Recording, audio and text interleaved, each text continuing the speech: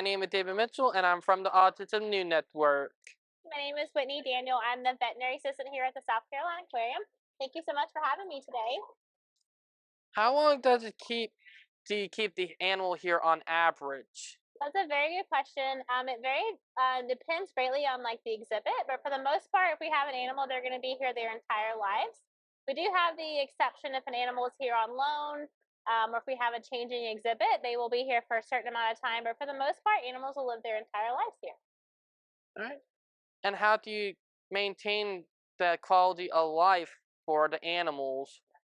That's a great question. So, all of our employees here who take care of the animals are experts. So we have great experience with that, and we're an AZA accredited AZA accredited organization. So we have tons of information at our hands. So all of our animals have exhibits and enclosures designed with them in mind to make them feel more comfortable, and it mimics their natural behavior.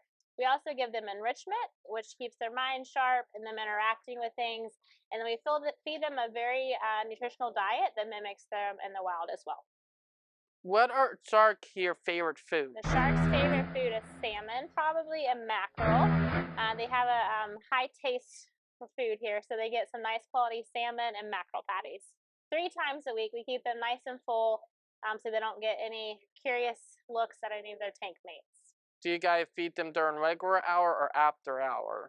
So that's a good question. Our big sand tigers and our sandbars are trained, and those are fed during all hours here, mostly during working hours, usually at the end of the day, towards the end of the day.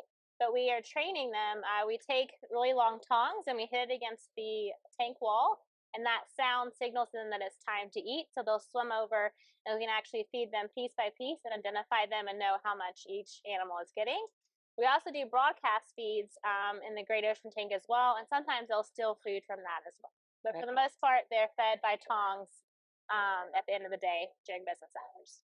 Now, I am curious on the Lego aquarium setup. The Lego? Because I heard about a year or so ago about them using Lego at artificial reefs. Yeah.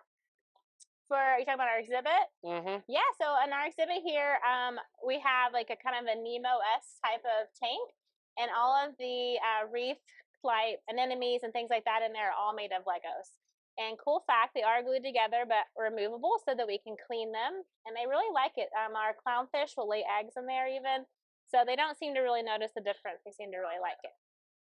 If you check out beside that, we have some really cool animals made out of Legos as well. Well, it was a nice meeting with you. It was nice meeting you too. Thank you so much for having me. You're welcome.